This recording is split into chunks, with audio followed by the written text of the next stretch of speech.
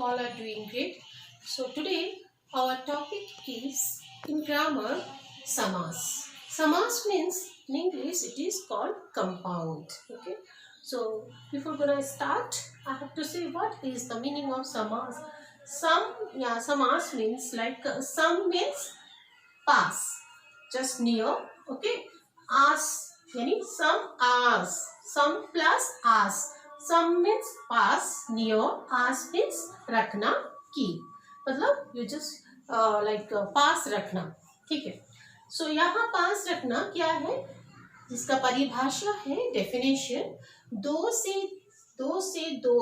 या दो से अधिक शब्दों को मिलाकर एक शब्द बनाने की प्रक्रिया को समास कहते हैं. मीन्स दो या दो शब्द मतलब टू और two more words if you are joining, okay, if you are combining, so that is whatever that प्रक्रिया is there, whatever that is called समास.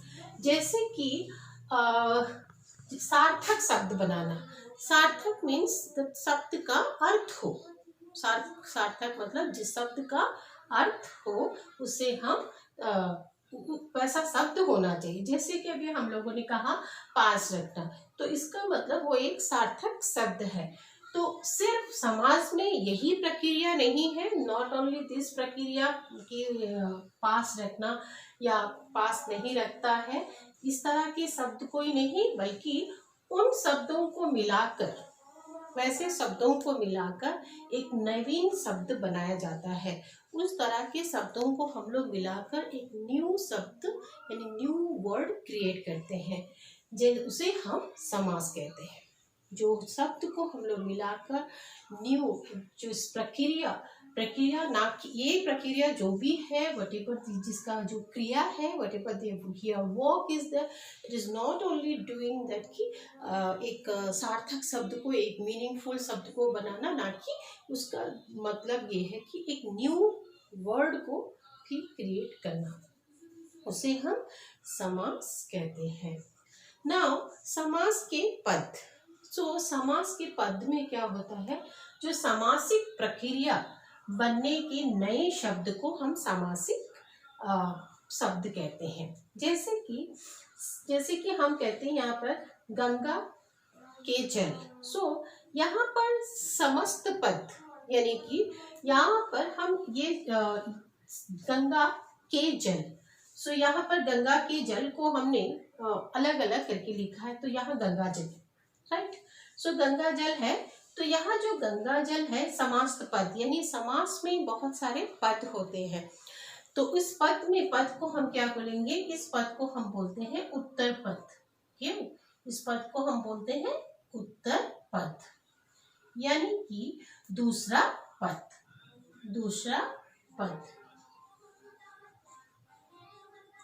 और इसे हम गंगा को बोलते हैं हम पूर्व पद. पूर्व पद. तो ये है पहला, इसको कहते हैं पहला पद. सो ये हो गया आपका. जैसे यहाँ पर जो मतलब जो फर्स्ट वाला आपका जो गंगा है, दैट इज अ पूर्व पद, और जल है जो उत्तर पद यानी दूसरा पद. यहाँ पे इन पूरे पदों को मिलाकर जो हम बनाते हैं, इसी को हम समस्त पद कहते हैं. समस्त पद का मतलब जब हम पूरा इस गंगा के जल, ये पूरा गंगा अलग है और जल अलग है, तो यहाँ पर समस्त नहीं हुआ, सो ये एक अलग हो. तो इसको जब पूरा हमें मिलाकर जो बनता है, जो पद बनता है, उसे हम समस्त एक पद कहते हैं. अब हम आते हैं समस्त पद को हम क्या कहते हैं. समस्त पद को अलग अलग करके लिखने यानी विग्रह करते हैं, उसे हम समस्त पद कहते हैं. यानी कि समस्त पद को हम क्या करते हैं, अलग अलग करके हम लिखते हैं. जैसे अभी हम यहाँ पर देखें ना, गंगा के जल, सो गंगा जल है, तो गंगा जल को हम यहाँ हाथ के लिए कड़ी, तो हम उसको क्या पूरा एक समस्त पद में क्या लिखते हैं, हथकड़ी. ओके, हथकड़ी लिखा हमने. सो हथकड़ी लिखा, तो तो इसे हम हथकड़ी लिखने की वजह से ये समस्त पद है। तो यहाँ पे समस्त पद का परिभाषा यही है, यानी डेफिनेशन यही है कि समस्त पद को हम अलग अलग करके लिखते हैं और उसे विग्रह करते हैं। विग्रह मतलब उसे हम सेपरेट करते हैं। सो उसे सेपरेट करने को ही हम कहते हैं समस्त पद। समस्त विग्रह, उसे हम क्या कहते हैं? समास विग्रह। ओके, समस्त पद को, यानी ये आपका समस्त पद है। इस समस्त पद को यदि आप सेपरेट कर देते हो, विग्रह करते हो अथवा विग्रह करते अलग करते हो, दैट इज कॉल्ड समास विग्रह। Okay, so that is called समास विग्रह। नाउ कम टू समास के प्रकार।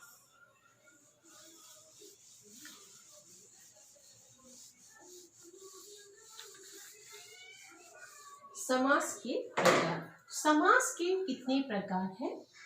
समास के प्रकार। समास के प्रकार यानी कि पहला हम लिखेंगे तत्पुरुष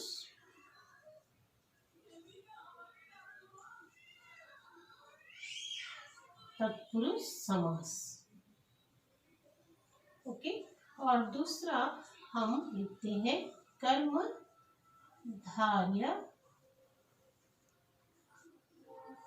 कर्मधारय समास। ओके, और तीसरा हम लिखते हैं द्विगु समास, द्विगु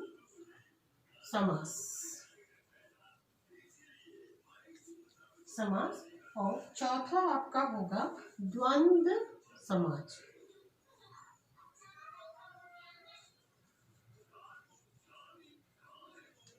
और पांचवा बहुव्रीहि समास। बहुव्रीहि समास। और छठा होता है आपको अव्यायी समास।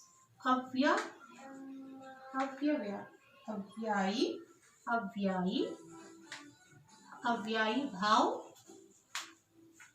समास। ठीक है। सो तत्पुरुष समास क्या है? सो पहले मैं जस्ट आपको एक्सप्लेन करती हूँ तत्पुरुष समास क्या है। तत्पुरुष समास का मतलब है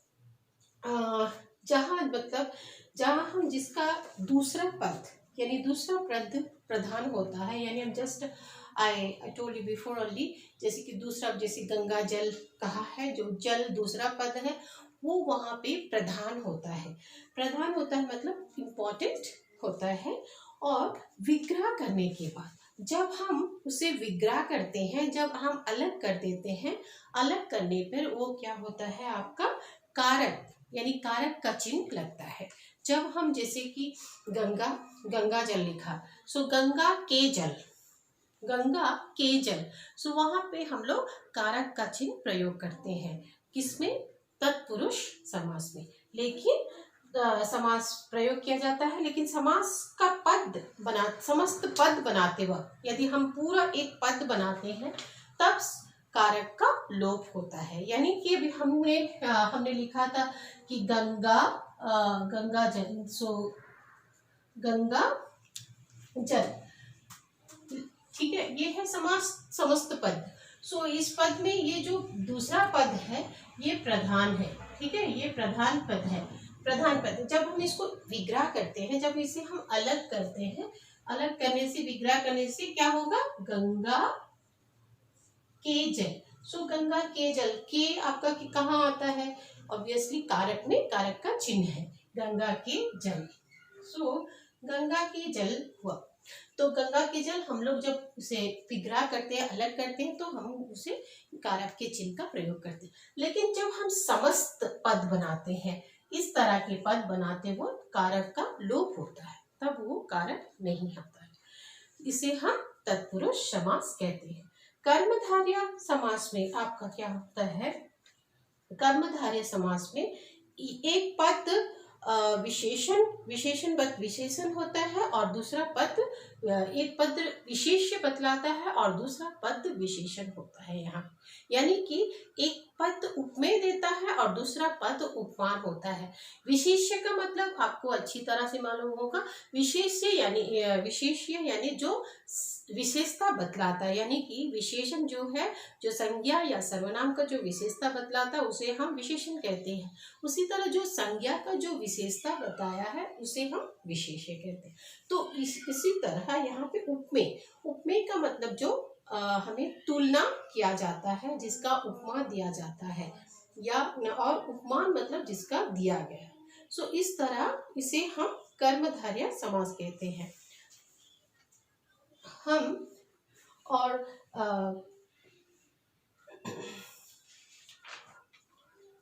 कर्मधारय समास कहते हैं। और द्विविगी समास यानी द्विविगु समास में, हम द्विविगु समास में क्या, इसमें संख्या यानी कि पहला पद जो होता है वो संख्यावाची, यानी इसका जो वाची का मतलब जो संख्या का वाचन करता है, यहाँ पे संख्या का बोध होता है, इसे हम द्विविगी समास कहते हैं। यानी कि जैसे कि आपको एग्जाम्पल चारपाई, सो चारपाई यहाँ पे हम इस्तेमाल कर सकते हैं।